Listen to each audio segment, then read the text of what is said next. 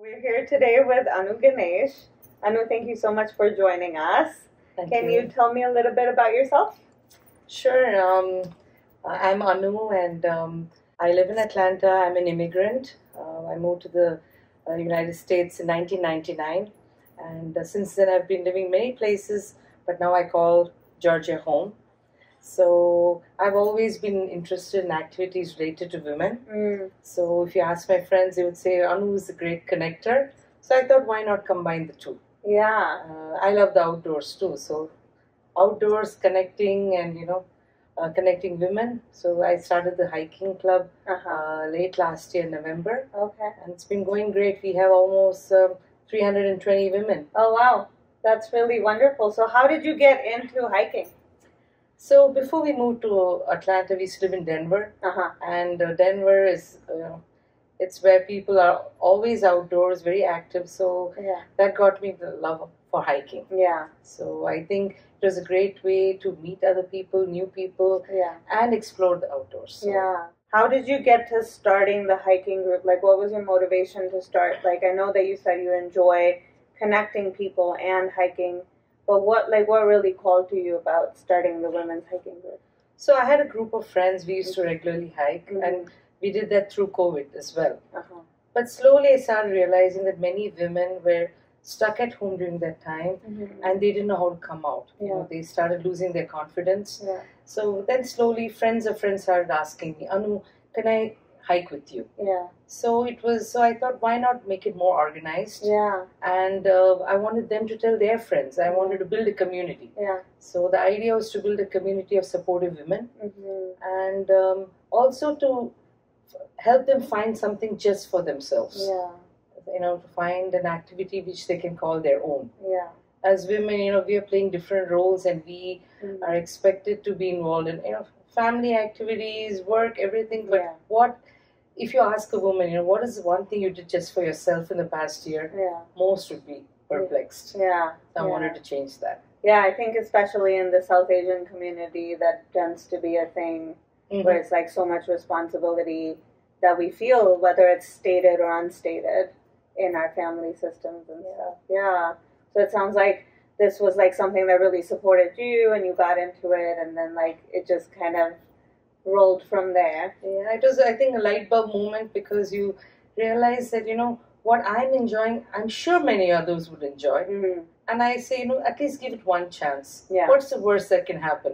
You make a couple new friends, you get some fresh air. You don't like it, that's okay. But try it. I really like it. I like how it's not like a have to or nothing forced. It's just like easy, and like come if you like it, see how you feel, stay if you think it's helping you.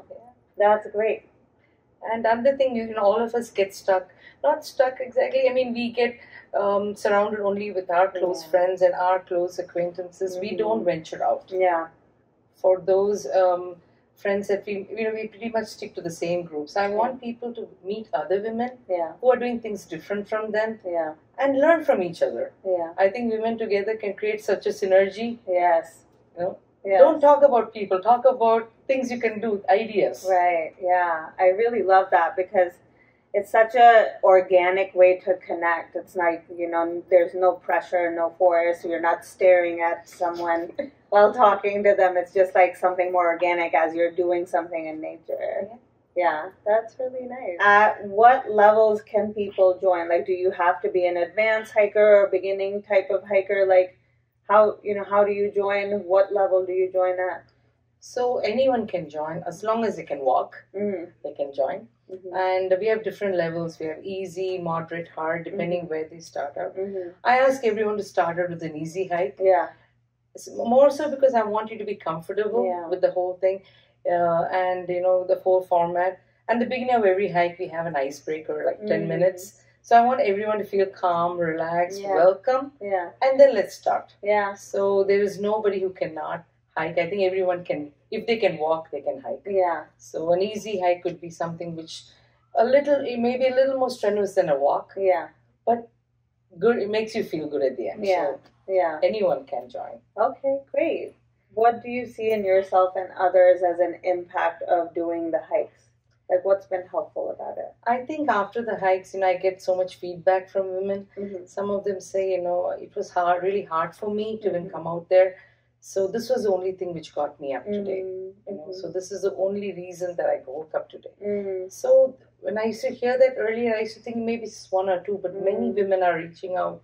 And maybe in a way it's easy because I don't know them as a friend first. Of course, we get connected later, but they're able to, just open up and say, it has been really hard. I'm not able to escape the cycle of work, home, and just taking any time for myself feels selfish. So, I tell them that, just come. And I try to, time all the hikes early in the morning. So they can, come early before it gets busy in the day. I know everyone has stuff they're doing, activities with kids, with family, with friends. Get this done first thing in the morning, and it sets a great mood for the day. Yeah, that's really great. You kind of mentioned that, sometimes there's some barriers and stuff that come up. What were some barriers that you had? How are you mitigating barriers for the people that might be there? Like, what comes up? I think, I'll start with myself. So barriers, I think, first is self-doubt, Can I really do this? I mean, I hike, but can I manage others? Can I help them? Can I guide them? So I don't claim to be an expert hiker. I've just hiked more hikes than you, that's all. Maybe. So doesn't, and I'm ready to try, So sometimes people tell me, oh, I've never been to this hike. I've never been to this area of town. Then I tell them, I depend on Google Maps. If Google Maps crashes, it's going to be hard for me. So so sometimes first is self-doubt. Second is, whether you think, am I able to physically, will I be able to handle a hike? So then I realize, we are all going to start somewhere. And if we realize that hike is not a race. It's like, so we are only as fast as the slowest person. So, that is, when anyone comes, I tell them that's the first thing. We are not here to be first. So I usually, in a hike, I stay with the group in the back. And I have a group of admin who help me, volunteers, who help navigate the group in the front. So no one left behind, So let's, and I tell everybody, the purpose of this is, I want you to meet people you have not met before. Say hello, get to know each other. So coming back to barriers, so some of the things I hear from people, one, they say they're too busy. So then I sometimes speak to them after the hikes. Tell me a little bit about yourself. Then they say some have small children, some have very demanding work schedules. Some of them have demanding partners. Demanding families. So they're trying to keep up with everything. It's like constantly juggling glass balls. So then I tell them, okay, why don't you tell people at home like this, instead of saying, can I go for a hike? Say, I would love to go for a hike. How can we make this work? That's so great. So, because so that way it communicates to them it's important to you. But you're willing to, work it out at home. Okay, maybe it requires some preparation. Do something ahead. Don't plan anything else for that day. There's so many things. And the other things, one thing which I was surprised is many women don't drive. Even if they do know how to drive, they're not the main driver in their families. So they are dependent on their partner. So that was quite surprising to me. I mean, especially we live in a city which may not be accessible everywhere by local public transport. So when they said that, it was quite surprising. And some of them told me their husbands they don't allow them to drive. So when I heard that was, I thought that this is something I would hear in a previous generation. I didn't expect it here. So they have, but there have been women who have grown through that. When I first met one of them, she had never driven, and she didn't have support at home. Now she's come to a point. She calls and tells me, now I'm driving to the pickup points of the carpools. Oh, that's great. I'm so proud of myself. I said, way to go, girl. So you have, instead of giving excuses, you're taking things in your own hands. So when I see, those are the things which inspire me. They're good for my mental health too. Absolutely. When I see that a small thing like this made an impact. That's one. And another barrier is I think people say, I don't know anybody at the hikes. So I said, maybe that's a good thing. So you come with a clean slate. You can open up with people totally. If you don't want to open, that's fine. Just maintain a conversation. So those are the common things. But I think what I do is, if I haven't seen someone on a hike for let's say more than 4 months, I send them a personal note. If this is not working for you for some reason, just I'm not forcing you to be here, but just let me know. Some of them are struggling, so they are like, do you think I can do it? I don't know how to. So I give them some suggestions, but then I say, if I respect your decision, if you really can't. Sometimes things are overwhelming, and this is one more thing on the schedule. In that case, I say, but I try to give them, be as flexible so that I even reserve some spots for new hikers, so you don't have to feel intimidated. So. It sounds like there's so many different things that you're bringing in that we don't think about when we think about mental health, right? Like there's so much permission that you're giving, so much permission, and that feels so important, because I think a lot of times people don't try things out because they have this idea that they have to do it in a very specific way, and like they have to do it right, and if they can't commit, then they can't do it, right? It's like, if I don't do it perfect, let's not start. Right, exactly. And the fact that you're giving so much permission, like, come as you are, there's always going to be someone with you, we're here to connect, this is not a competition. That is like such a different experience for people to have, trying something new. I think, we all stop, I think you stop living when you stop learning. Because you have to, we may be grown adults now, but we have to continue seeking out things for ourselves. Absolutely. I think we have to, and I think if we have kids, it's setting a good role, being a good role model. I say, so one person told me, I can't come here unless I prepare a full, like a grand breakfast at home. It has to be a certain way. I can't leave. Then, and my daughter helps me. Me and my daughter, we both do this. Then I just asked her a simple question: is this what you envision for your daughter? I mean, so did you want this to continue, or did you want her to go on? No, she will. I said, but right now you're already. Does your son help you? She said. Then she was confused for a second, and then she told me the next hike, we're trying to do things differently. I'm getting a lot of, comments, but I just realized that, okay, maybe I may accept this, but I can't expect my daughter to. Yeah, that's so cool. So you're like really kind of like helping people think about the bigger picture as well. Like, but just by simply connecting with another human being. I think, yes, I don't know all the answers, but I just ask the questions, so it makes them think. And then when they meet other women who are going through similar things, so one thing I want people to talk about when they tell me, there's one person the other hike who told me, I can see that I'm depressed, but I don't feel it's right I should take medication. I should be strong enough to withstand it. And I'm shy to tell anybody that, so, and she said that we had a talk about it, because there's no point in judging anybody. We all come from different, backgrounds, and some families is not at all talked about. So then I told her, I said, I'm diabetic. I have a chemical imbalance. That's why I take medication. You have it in your brain. That's all. So she said, I never looked at it like that. People never talk to me about the chemistry of it, It's just like, you behave different, so you're judged. I love that. So I'm, what I do is I reach out. Of course, some people, when they get vulnerable, they go back. You would know as a therapist, but so then I know when to stop. But I just tell them, I'm available if you want to talk to me. It doesn't have to be about hiking. I think everyone needs to connect. Right, absolutely. And I think that's kind of what makes this like such a great space, because there's so much permission and there's so much freedom to like engage to the extent that you want to.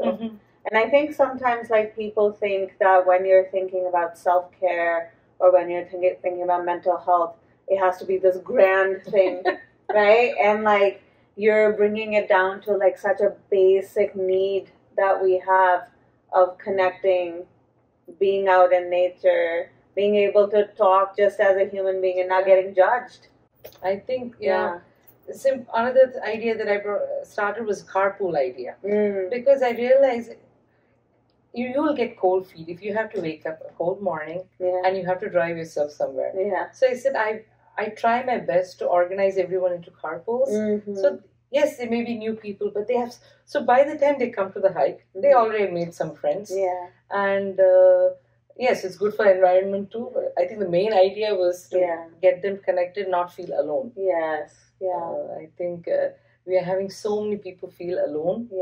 And one thing I realized is just because someone's looking happy and talking or extrovert doesn't mean they're struggling inside.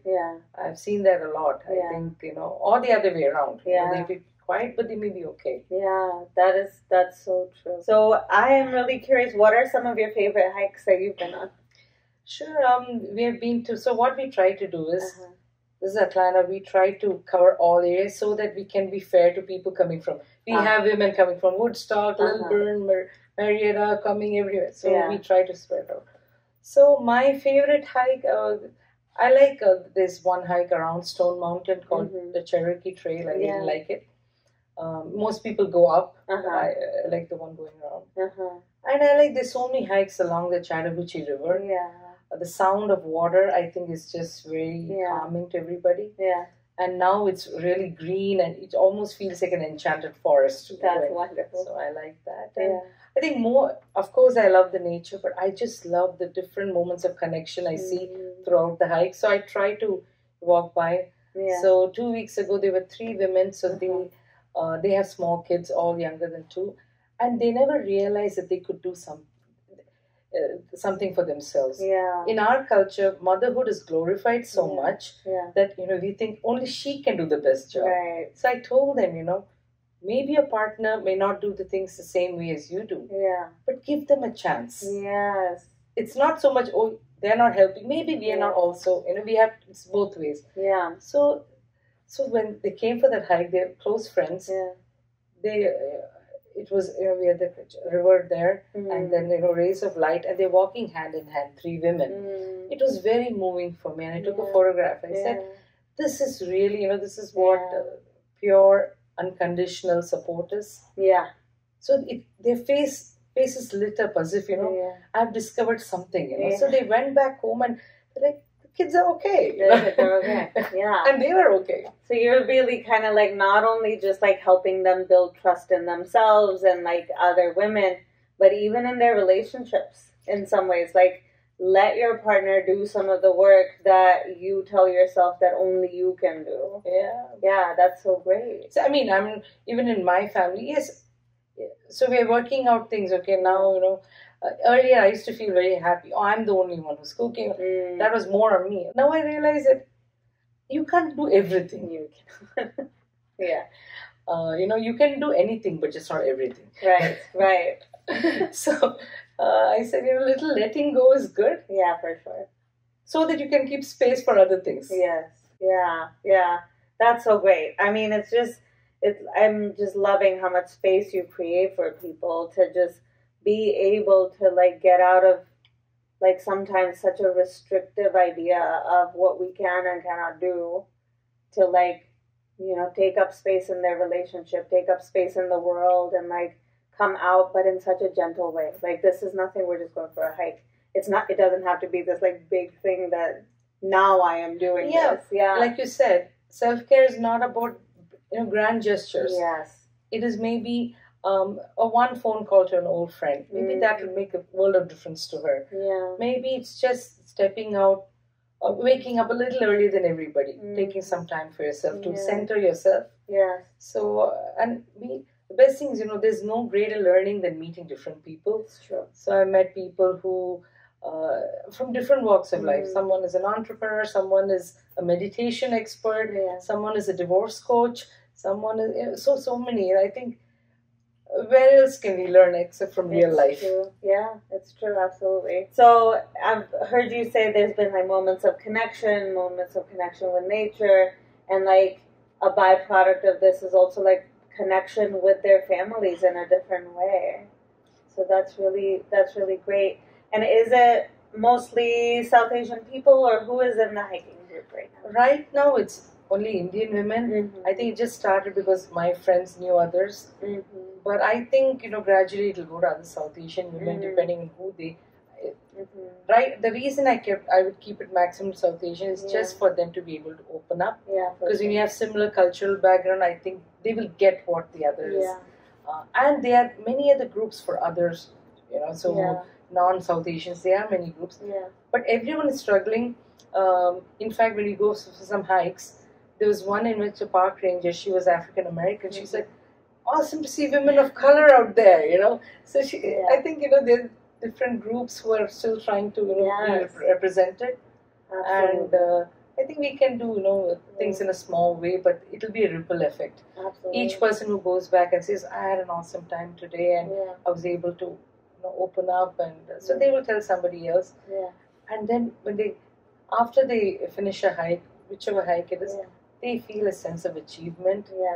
And I think we don't give ourselves a pat on the back often. I think we need to, so especially after a hike and when we thought that you couldn't do it, and you did it, you come back home with recharged. Like it's a direct impact that you're seeing. Direct impact, yes. And so now when I see wait lists for hikes and all that, so people ask me, oh, why do you have a limit? I said, I don't want to make it so big that you're lost. I want it to be small enough that you can connect. And I have to mention, like I said, we have volunteer, I have admins who help me. I couldn't do it alone. Because they need to, they connect with the hikers as well. So when I attend every hike unless I'm sick or I'm traveling. So, when I'm not there, they're here. But I would encourage everyone to try it out. What's the worst that can happen? You sweat a bit. Your muscles are sore.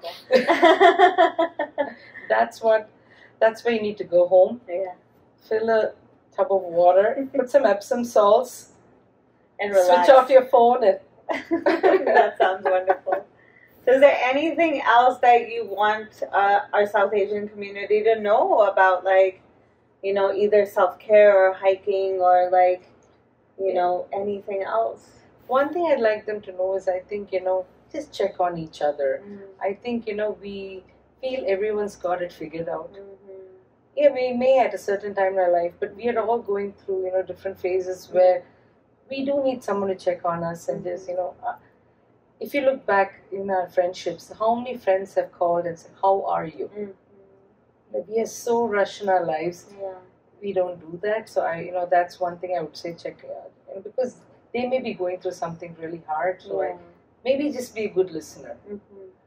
Another thing is, I think we all need to learn how to respond when someone says they're struggling. I'm learning. I'm sure, I can talk to you more on that. How to help them. Yes, I'm not a therapist or counselor, but what should my first reaction do? A common reaction, we think we're trying to help you, like, why are you depressed? I mean, there's nothing wrong in your life. I mean, everything. So those are things which are not helpful. So I think learning how to be with someone in grief or be with someone who's going through something, or at least guide them to the right person, I think is. And lastly, let's try not to be judgmental. I think we can never say, I'm never going to be depressed in my life. No one can say that. Our children are going through, there's so many South Asian children. We hear of suicides and so many other mental health issues that they go through. I think this is the time we need to come together and help each other. One hike at a time. One hike at a time, yes. Thank you so much, Anu. I really appreciate you taking the time to come here. Thank you. Yeah, thanks.